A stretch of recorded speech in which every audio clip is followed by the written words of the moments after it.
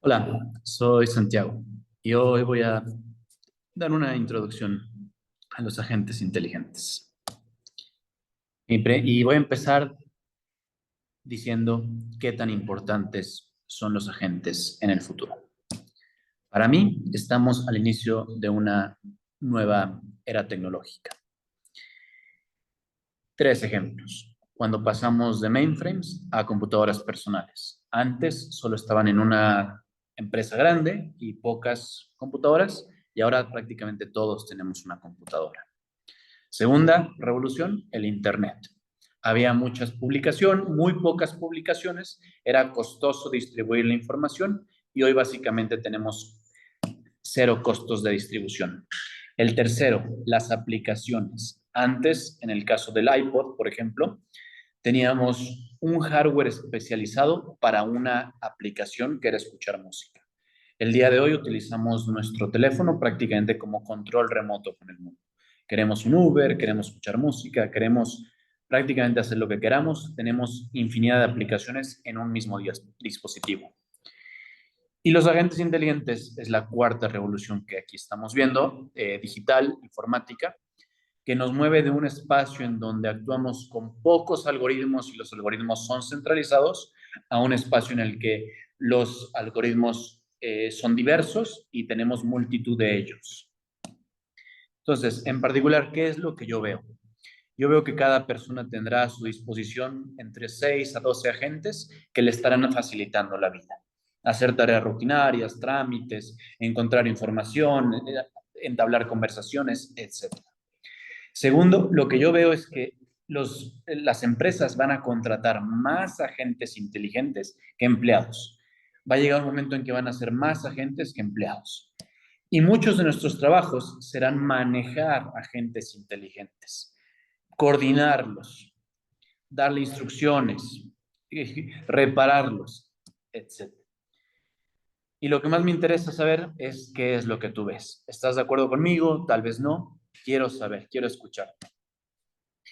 Y esta es la visión que nos proponen un par de researchers, varios, una docena, que le llaman una sociedad de agentes, en las que los agentes planean, resuelven problemas, dialogan entre ellos mismos, pero también con humanos, entretienen, tienen su grupo de rock y forman una sociedad. Incluso los agentes tienen cuerpos, son robots ya, no solo son agentes.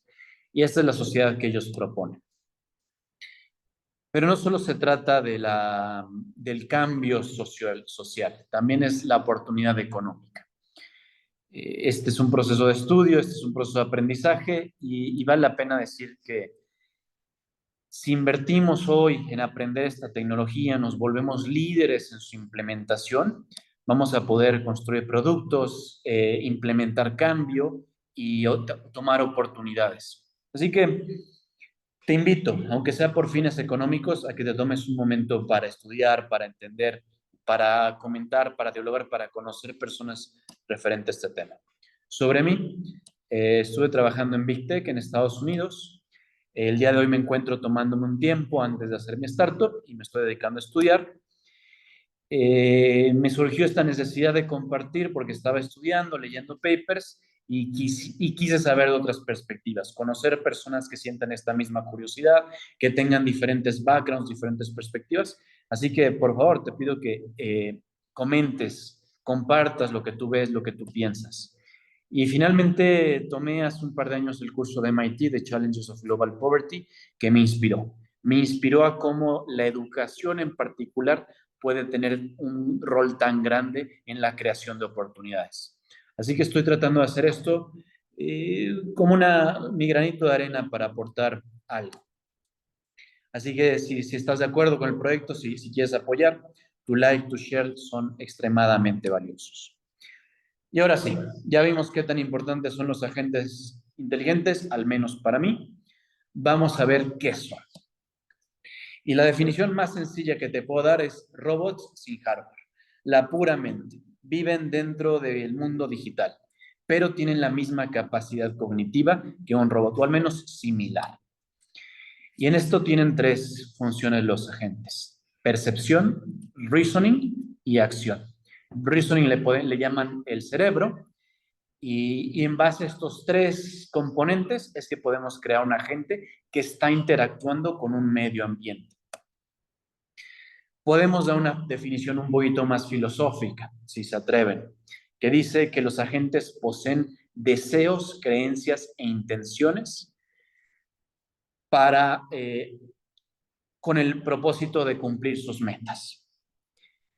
Esto ya es humanizarlos demasiado para algunos. Para mí creo que definitivamente debemos, si queremos crear agentes robustos, debemos de empezar a pensar en estas estructuras de pensamiento o de identidad más profundas.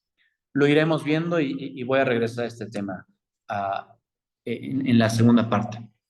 Y aquí esta es una definición muy técnica. Una arquitectura neurosimbólica. ¿Qué quiere decir esto? Que tiene la parte de tiene la habilidad de hacer computaciones con modelos de lenguaje, Large Language Models, pero también tiene la posibilidad de hacer computaciones simbólicas, que es la que estamos acostumbrados en computadoras. Por ejemplo, matemáticas, por ejemplo, revisar una API, llamar una API para el clima, para la ubicación, etc. Y combina estos dos procesos de razonamiento, el neurológico y el simbólico. A mí me gusta mucho esta definición. Me parece muy precisa. Como te comentaba, esto no es solamente una presentación, esto va a formar parte de un playlist. El currículum, el curso de estudio es vasto y te presento algunos de los temas que me gustaría ir abarcando poco a poco, que es planeación para la resolución de tareas, prompting, el cómo le damos instrucciones a los robots, a los agentes, y reasoning.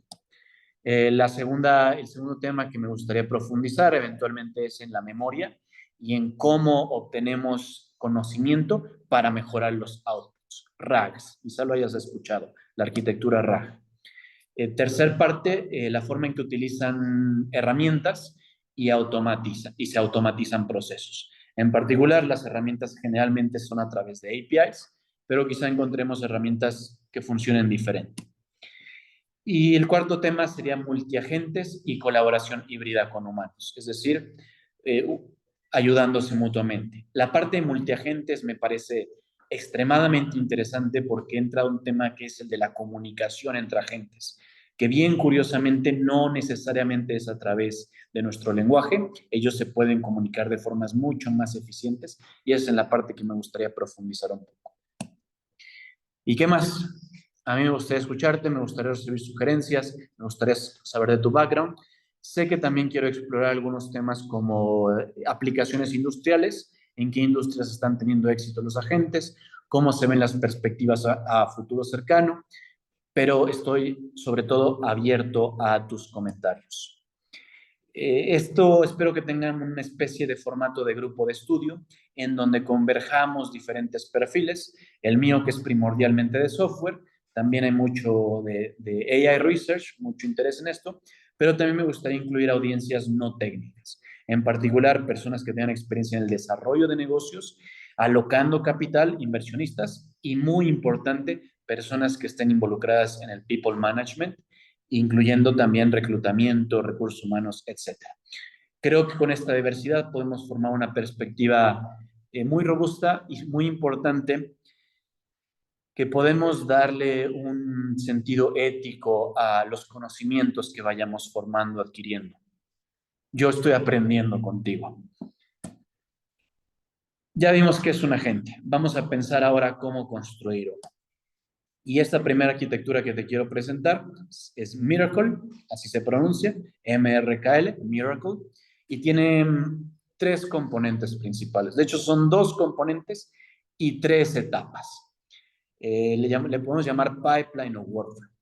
Entonces, este workflow empieza con el usuario que a través de una interfaz de texto, un chat, que le hace un request, un pedido, una pregunta, un comentario a la gente.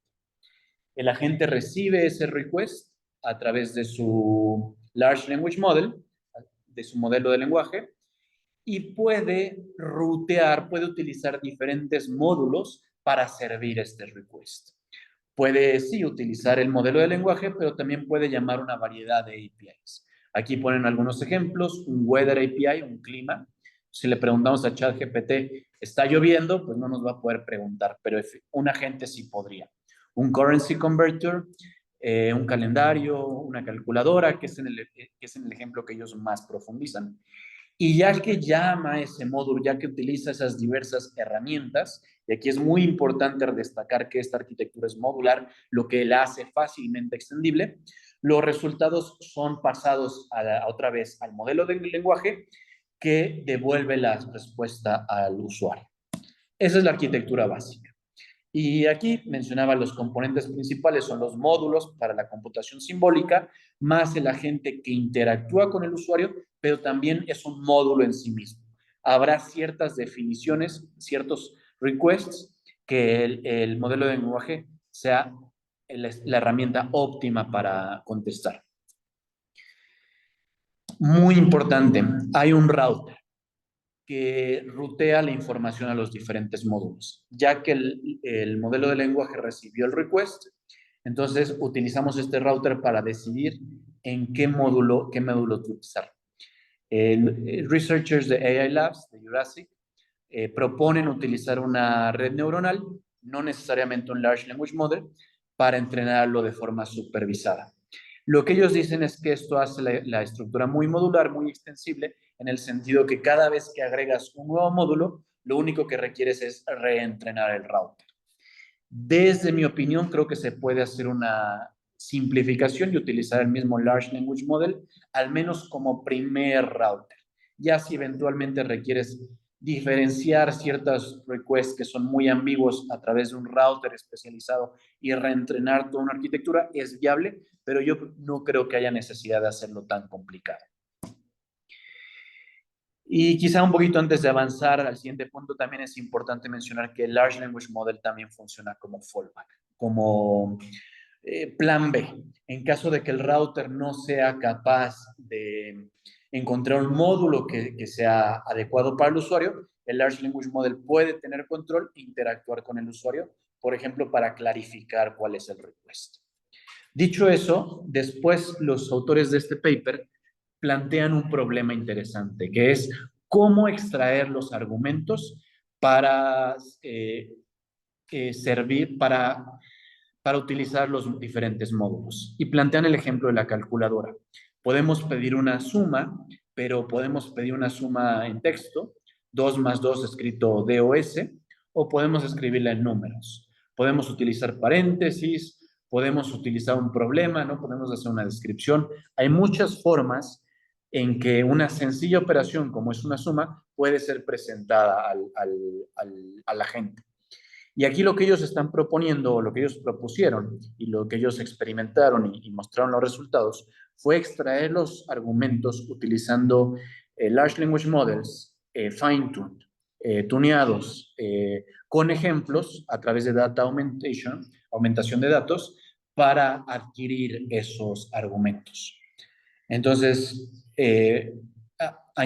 dentro del lenguaje utilizaban, ok, vamos a escribir todas las posibles sumas, tanto con números como con letras que se nos ocurre. Y por supuesto, crean un programa para eso. Y segundo, obtienen ejemplos y es aumentación de datos tradicional. Incluso le pueden preguntar al mismo LLM que cree problemas, etcétera. Entonces, eso es lo que ellos proponen. Parece una solución razonable.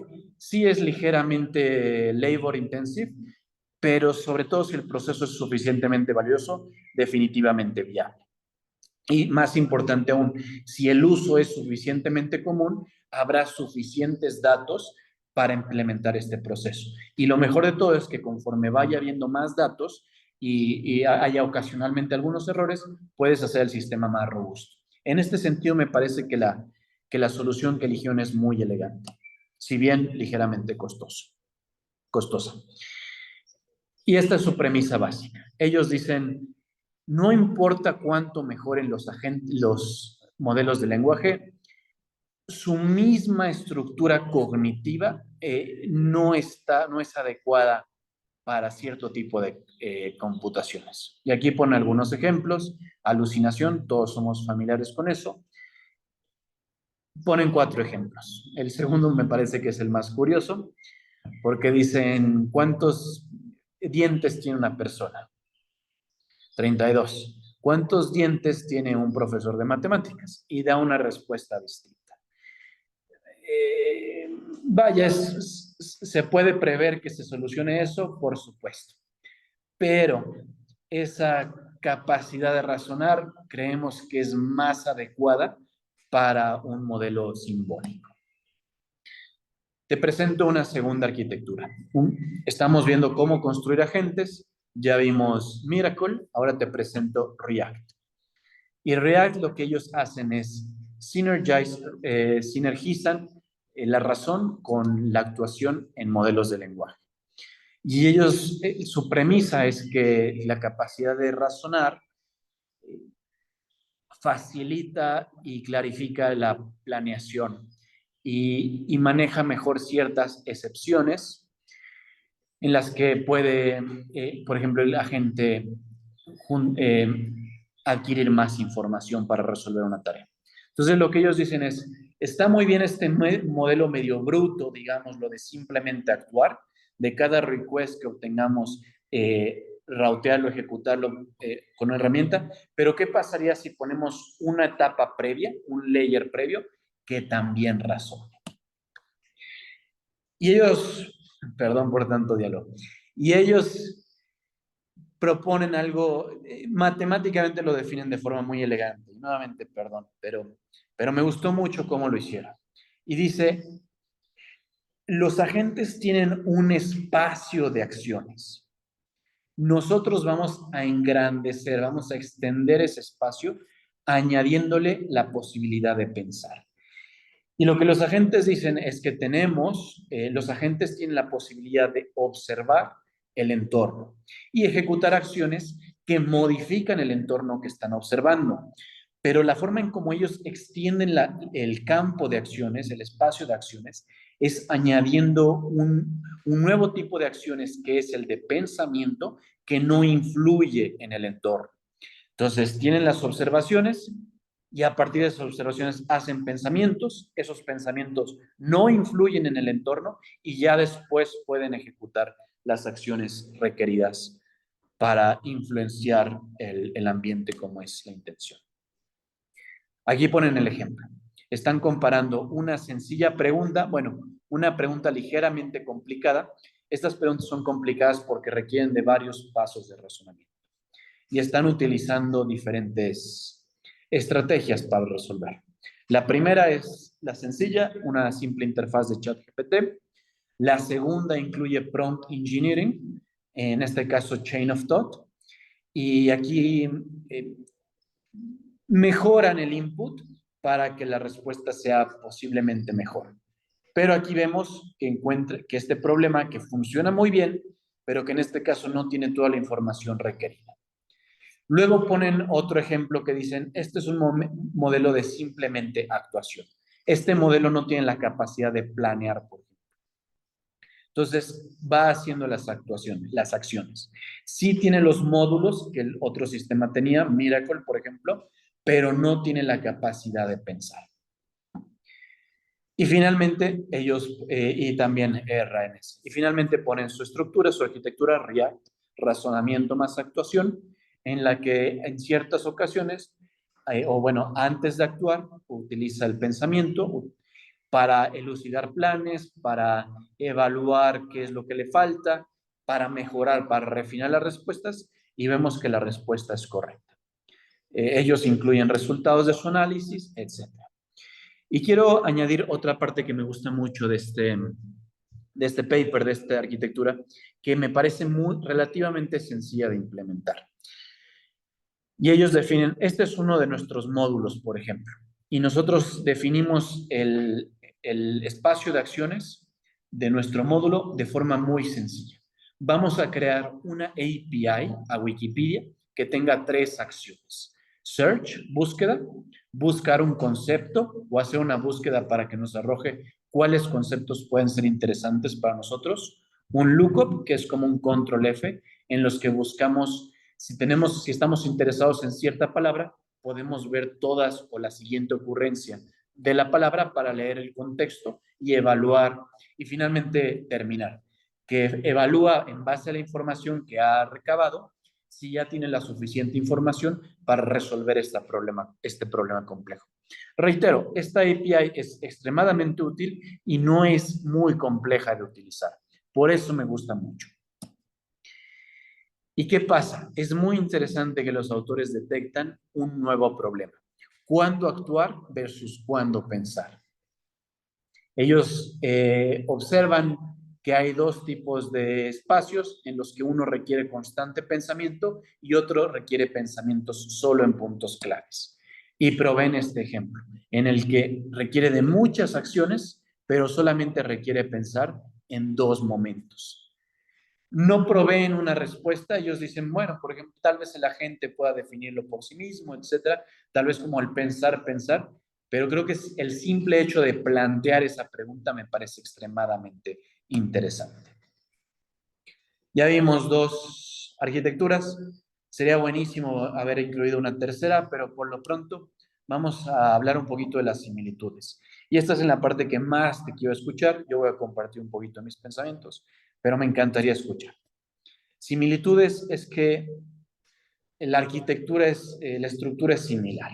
Las dos tienen un proceso de percepción en el sentido de entender lo que el humano está pidiendo y ejecutar, utilizar el módulo adecuado para cumplir el request y finalmente ejecutar la acción. Me parece que arquitectónicamente son muy similares. Diferencias, hay un poco de diferencias.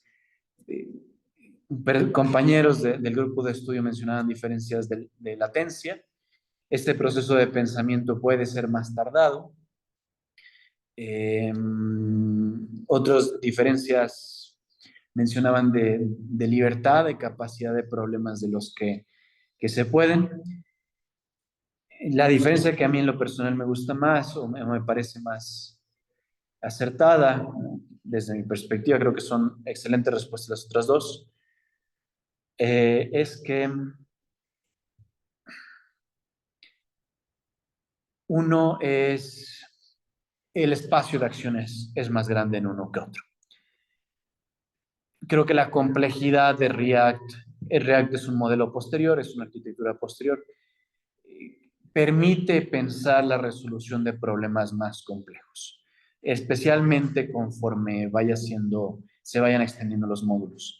En diferencias en cuanto a Miracle, creo que la parte, y lo mencioné, la parte del fine tuning me parece extremadamente acertada, muy interesante, que permite procesos de optimización continua. Mejoras, sí, definitivamente hay mejoras que hacer. Y las mejoras que yo propondría son seguir buscando en la parte de React. Uno de los papers que no vamos a ver es uno que ya incluye memoria, que es reflexionar. Entonces, esa es una de las primeras mejoras que se le puede dar, dotar de memoria para interacciones pasadas.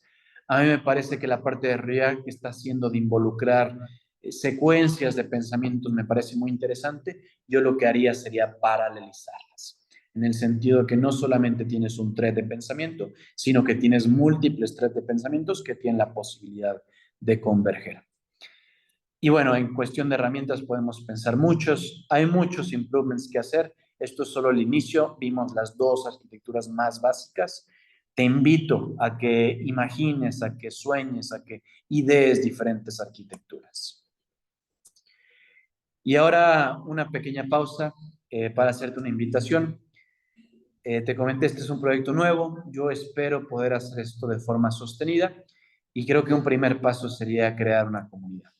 En ese sentido, me gustaría encontrar 100 personas que sean curiosas para compartir pensamientos, compartir recursos, compartir oportunidades, aprender juntos, incluso soñar en implementar, aplicar esta tecnología a problemas importantes. En mi caso, son el cambio climático, la pobreza mundial.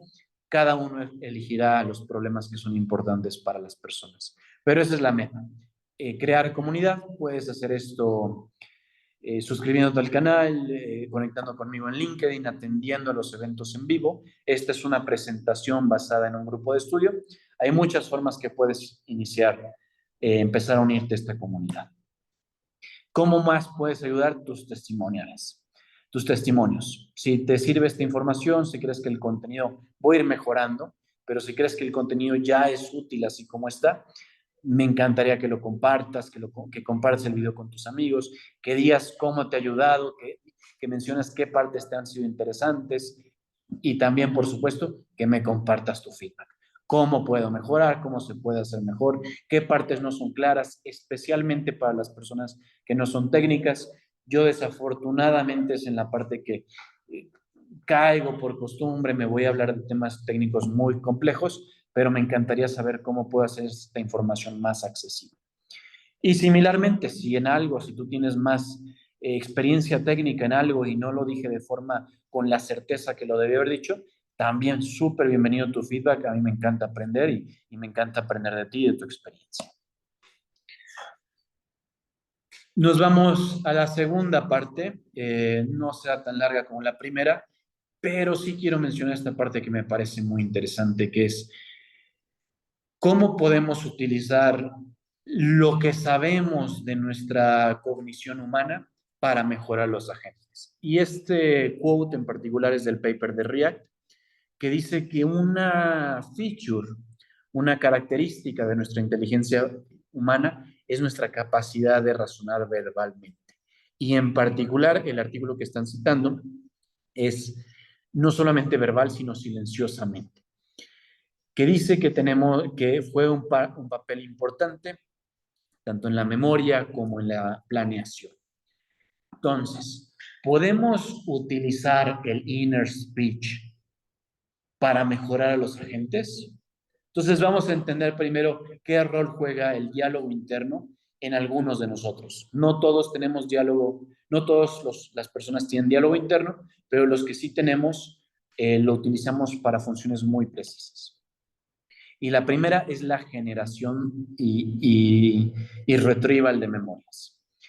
Entonces, nuestra memoria es compleja, por supuesto, y la forma más sencilla de crear un recuerdo a largo plazo es a través de emociones muy profundas. Pero ya vemos que tenemos una memoria intermedia y esta memoria intermedia funciona a través de la repetición.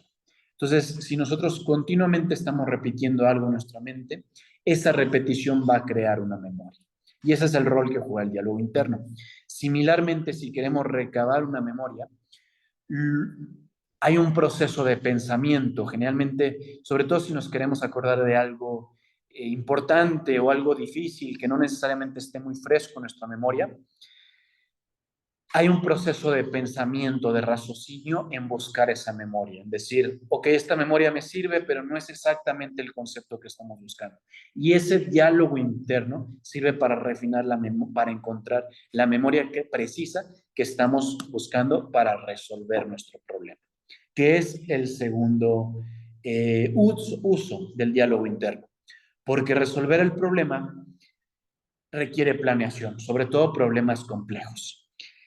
Y en el proceso de planeación estamos evaluando diferentes posibilidades y quienes pensamos a través de diálogo interno utilizamos el verbal reasoning, razonamiento verbal, para discernir los planes.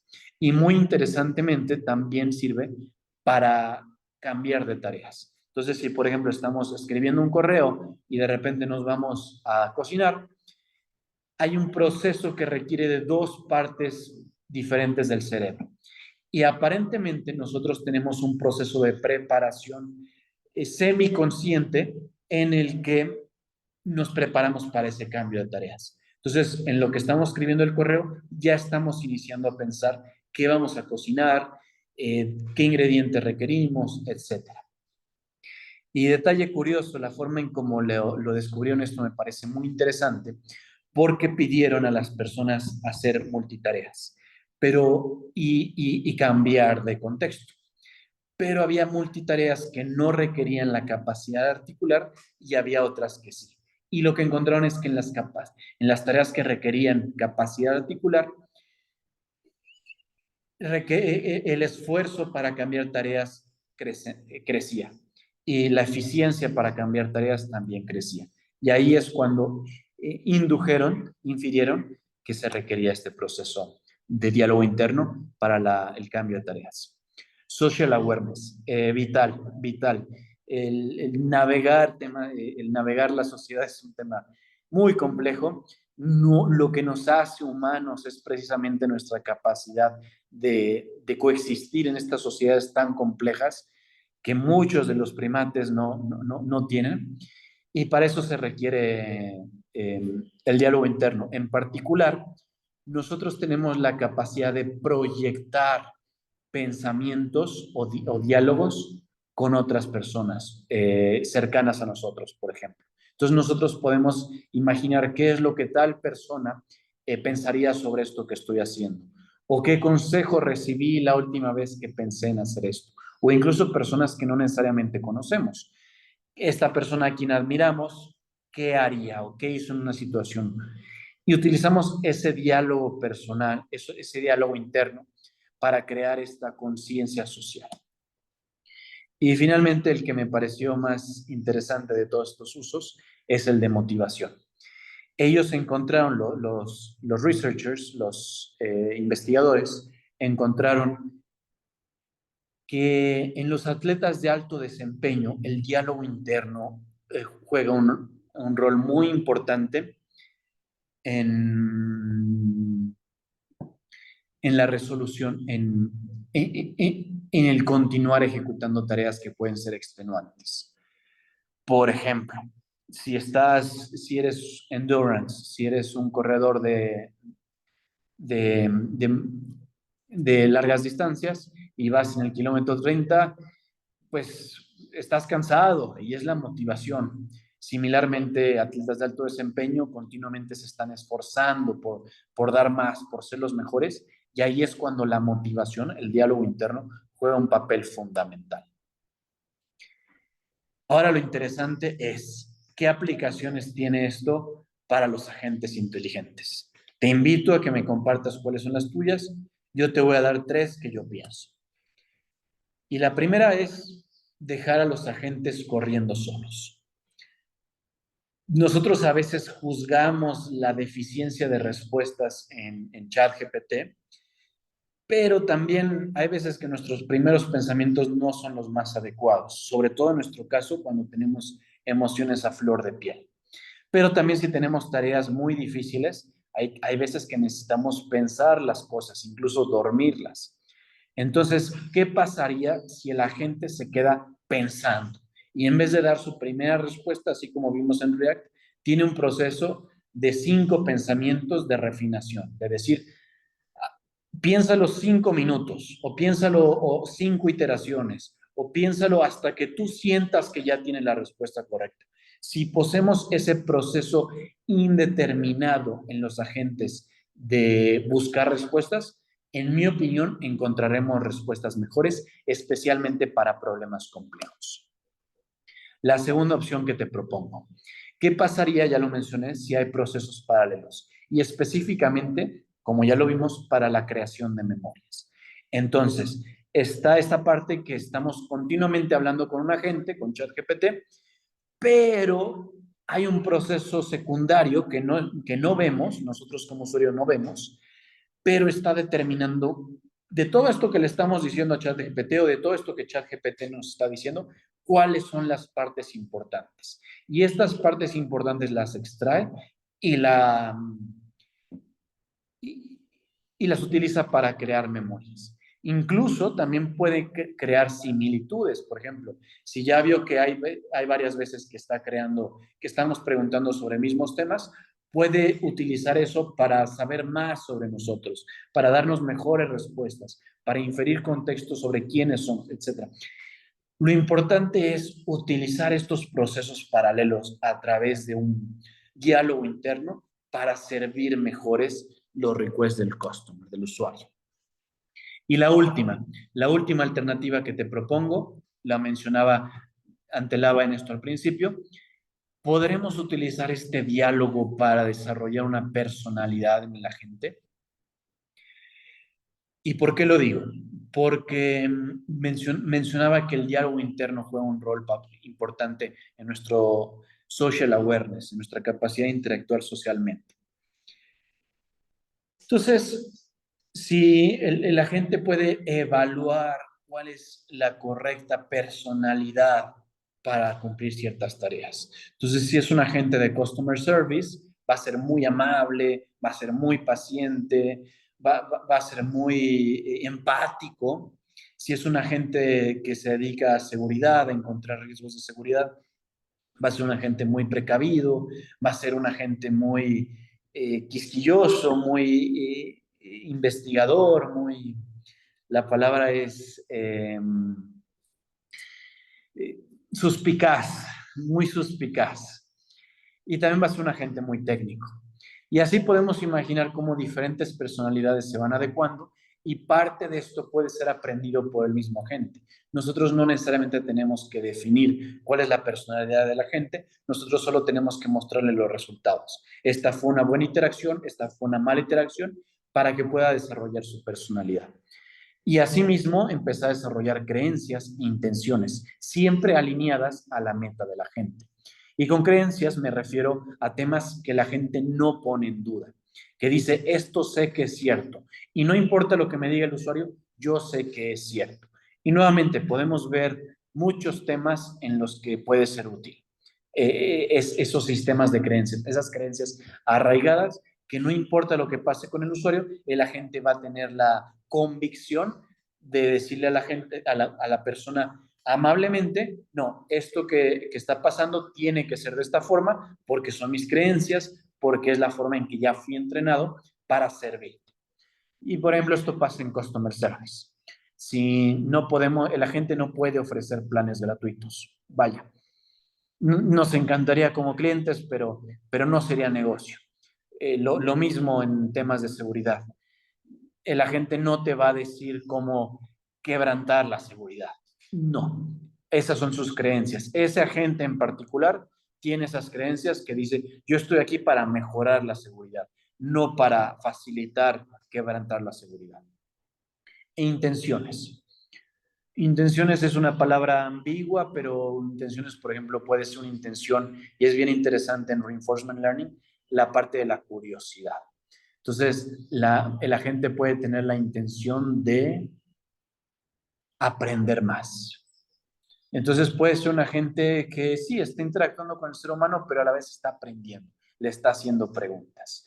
Y esa es una intención de la gente. Ok, sí, parte de la gente es servir a la persona, pero una segunda intención es aprender, porque la gente sabe que esa intención va a beneficiar a largo plazo el aprendizaje. Espero que el ejemplo haya quedado claro y espero que puedas ver un poquito de lo que quizá veo yo. Y reitero, ¿estás de acuerdo conmigo? Comparten, hay otros usos que le ves, te escucho, te escucho. Ya casi terminamos, ya casi, ya casi. Quiero pasar al segundo tema que es importante desde mi perspectiva, aprender sobre el proceso cognitivo humano. Y es justamente percepción. En esta imagen que está ligeramente cortada, vemos la diferencia entre sentir, sensing, la palabra en inglés, en inglés es más adecuada, y percepción. Y aquí lo que ellos dicen es sentir con los sentidos, no emociones, es una forma de adquirir información de forma muy cruda. Y aquí en la imagen de la izquierda lo puedes ver, que nada más, nuestros ojos, por ejemplo, nada más ven luz. No hay un proceso de percepción, de adjuntar significado a lo que estamos viendo. Esa es una etapa posterior. En un principio solo vemos diferentes colores, vemos diferentes texturas, vemos diferentes rangos de luz. Y similar para todos los otros sentidos. Y ellos ponen abajo en la parte que no se ve el ejemplo en self-driving cars, en carros autónomos, que también pueden ser ambientes dinámicos, lo que lo hace más complejo. ¿Y por qué te digo esto, Juan? Y bueno, creo que es obvio por qué te digo esto, que percibir facilita el actuar. Si nosotros entendemos, por ejemplo, en dónde estamos, es más fácil tomar decisiones adecuadas. Si entendemos que estamos en un restaurante, eso ya es percepción, sabemos que podemos pedir algo. si entendemos que estamos en un fast food, podemos pedir una hamburguesa o podemos pedir lo que sea. En cambio, si simplemente sentimos, si simplemente percibimos lo que estamos recibiendo de los sentidos, no tenemos esta información adicional que nos permite la toma adecuada de decisiones. Dicho eso, esto no es un proceso sencillo. Y como ejemplo te quiero dar la percepción visual, que es extremadamente compleja, porque empieza con la retina, que tiene estos conos que son receptivos a ciertos wavelengths, perdón mi inglés, de tres colores primarios, rojo, verde y azul. Es decir, en la retina nada más percibimos tres colores. ¿Qué pasa después? Que utilizamos signal processing, procesamiento de señales, para transformar tres colores en una variedad de colores. Y además de eso, segmentar regiones similares que tienen colores similares y están cercanas unas a otras. Entonces pasamos de tres colores pasamos a una imagen segmentada. Y utilizamos esta imagen para crear un mapa visual en nuestra corteza visual, en la que podemos empezar a distinguir primero líneas, curvas, distintas orientaciones, para después identificar y convertir estas líneas en features y en objetos, ¿no? Features puede ser, por ejemplo, el bigote de un gato, la oreja de un gato, los ojos de un gato, la cola de un gato. Todos esos son features que posteriormente se convierten en objetos. Y durante este proceso, perdón, y ya que tenemos los objetos, todavía requerimos de algoritmos aún más complejos. Son algoritmos, quiero enfatizar esa parte, son algoritmos. Lo que nuestra mente ocupa son algoritmos para percibir distancia, profundidad y movimiento. Y aquí es muy importante, quiero mencionar que que tenemos una visión binocular precisamente para ayudar a estos algoritmos. Entonces, a través del cálculo primero de la luz, del brightness, de la brillantez, y segundo, de las diferencias entre lo que nuestros dos ojos perciben, es que tenemos la capacidad o se crece nuestra capacidad para percibir distancias, profundidad y movimiento. Y por supuesto, durante este proceso estamos involucrando la memoria y al lenguaje y procesos cognitivos, procesos de razonamiento, para encontrar, para extraer ese significado que estábamos buscando, para transformar la data original de los sentidos en conceptos, en significado. Pues muy bien, ya vimos lo complejo que es percibir. Ahora te quiero compartir mis predicciones sobre cómo la percepción va a influir en en el desarrollo de agentes inteligentes. Mi primera predicción es que la percepción va a ser el problema a resolver más valioso para la construcción de agentes inteligentes.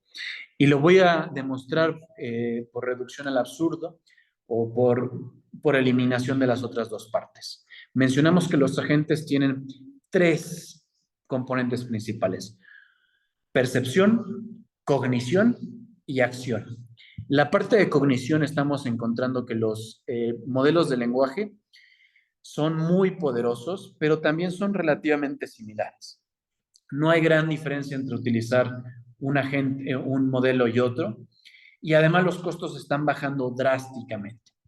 Entonces, y además se requiere una enorme inversión para resolver ese problema. Entonces, la resolución de problemas de agentes especializados, creo que los large language models son commodities, es decir, son intercambiables unos por otros, no añaden mucho valor. Son muy valiosos en sí mismos, pero no añaden valor al proceso de crear agentes.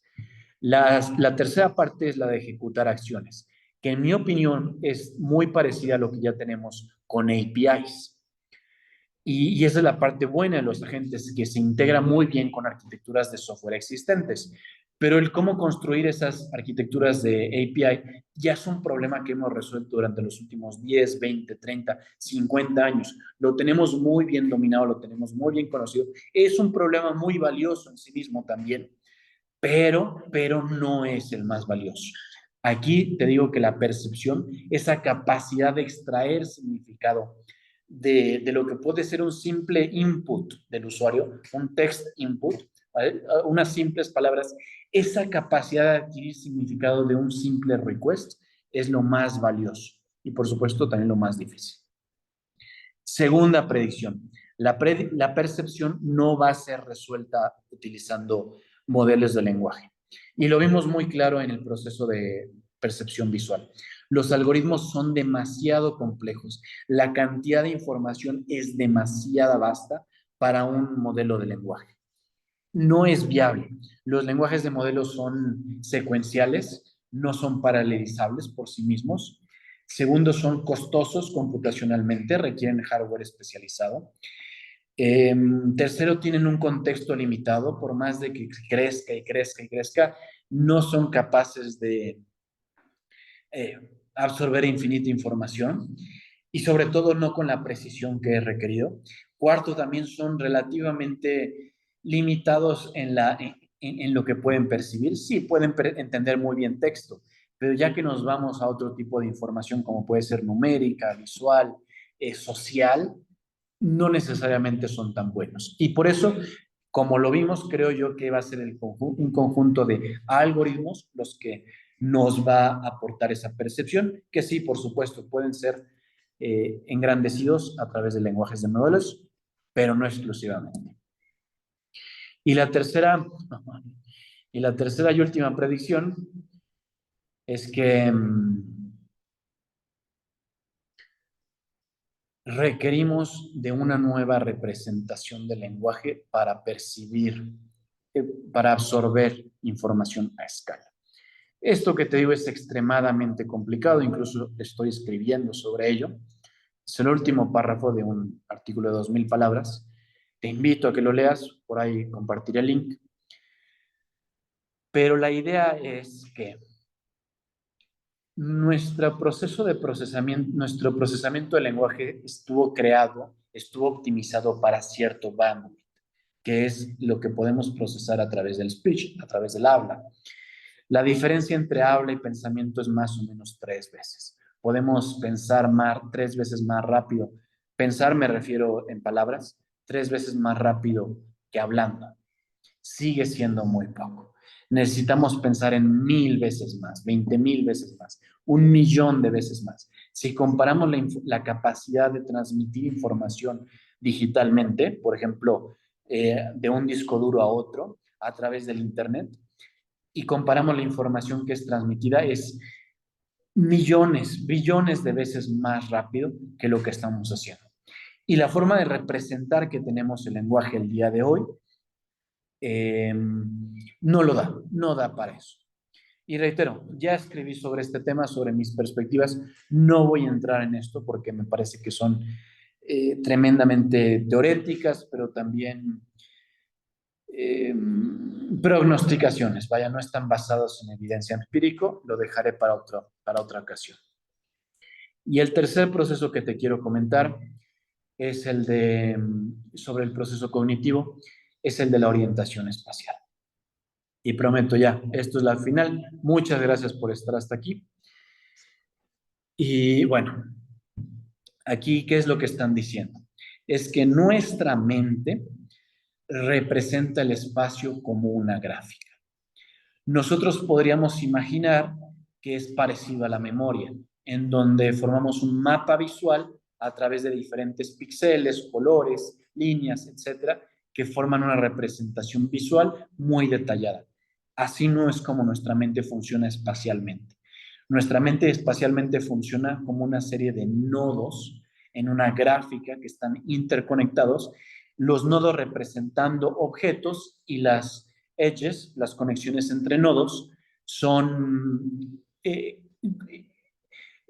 contienen información sobre la orientación, la cercanía, la proximidad, etcétera, entre distintos nodos. Entonces, es una arquitectura mucho más esparsa, mucho más eficiente.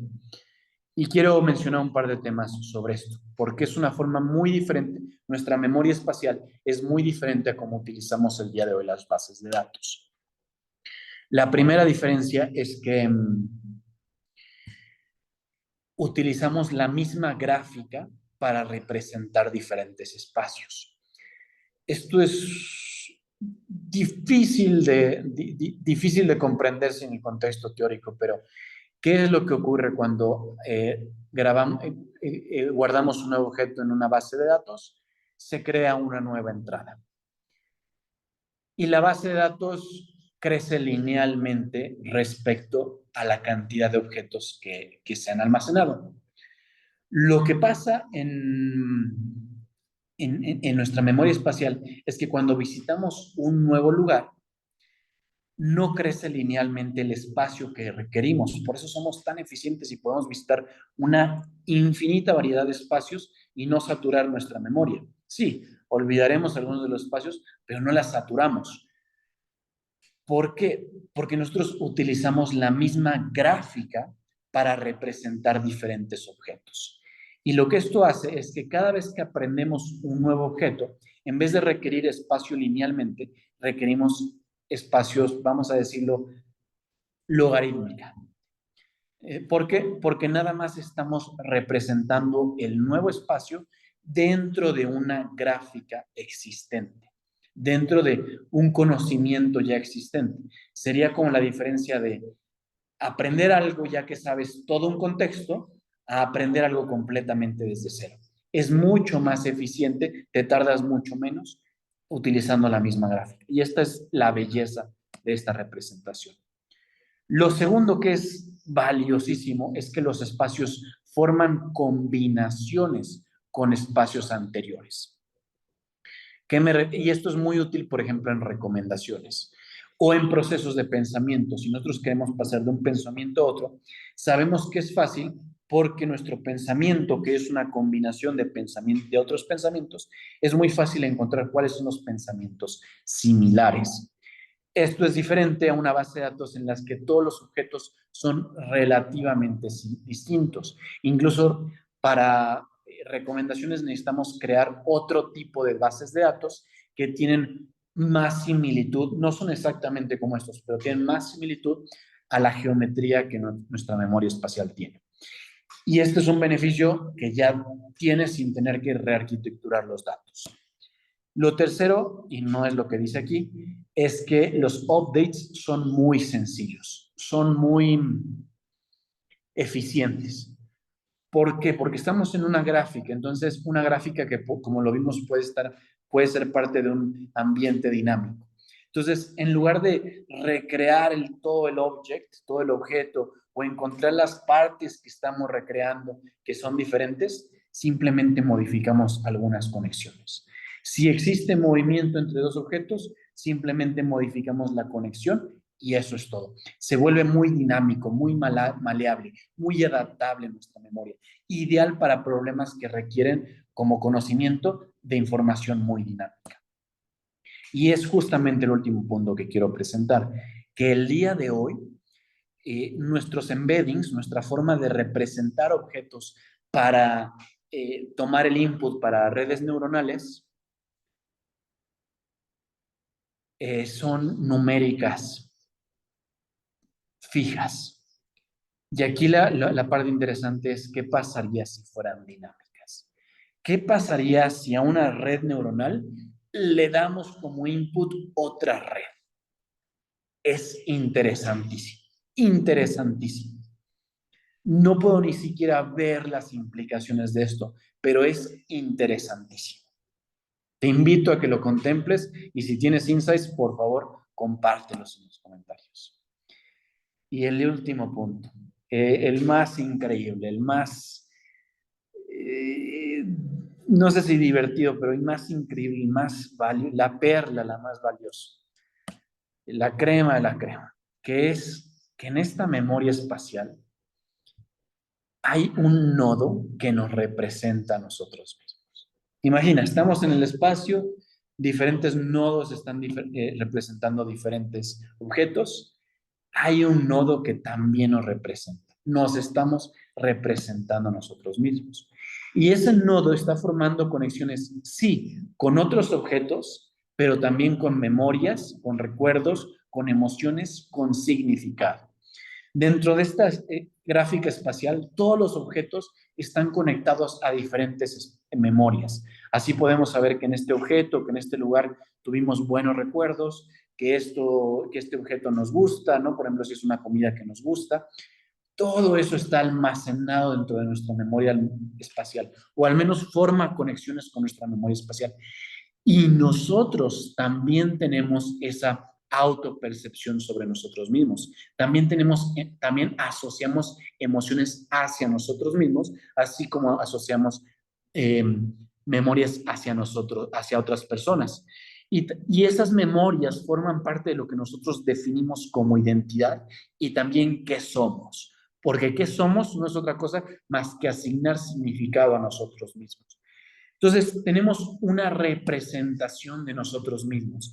Y mi argumento es que podemos utilizar esta meta representación para dotar de una personalidad a los agentes. Los agentes también pueden encontrar la forma de representarse a sí mismos, de tener un proceso de reflexión, de entender quiénes son ellos mismos, qué parte del espacio ocupan, cuáles son sus gustos, cuáles son sus memorias, qué es lo que los define a ellos, cuál es su propósito, qué les está dando de definición.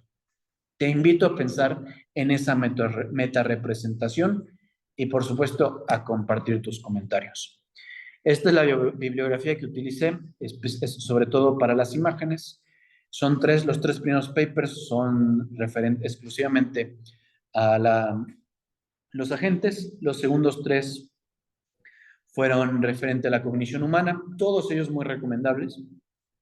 El último, el sexto, tiene que ver con un poquito ligeramente con robótica, también tiene que ver, está entre agentes y psicología, muy interesante, muy bien escrito, me gustó mucho, muy provocativo, te invita a pensar muchas cosas. Y finalmente una introducción, este no es un paper, es un blog, pero muy buena la introducción, muchos recursos muy valiosos, muy buenas imágenes, muy bien documentado, algunos ejemplos valiosos, links a repositorios de código, excelente introducción si quieres profundizar o si quieres ir en distintas áreas. Y yo, bueno, si tuviste la heroica tarea de llegar hasta aquí al final, te lo agradezco, te lo agradezco. El video, el próximo va a ser sobre prompting, planning y percepción. Va a estar súper interesante, ya lo tengo un poquito planeado. Te invito aquí que nos encontremos, en caso de que lo veas hoy, en 2 semanas, o cuando lo estés viendo, te invito a que continúes el estudio con ese nuevo video. Y por favor, te reitero la invitación a un like, una suscripción, un compartimento, que verdaderamente ayuda a hacer este proceso, este proyecto sostenible. Gracias. Nos vemos pronto.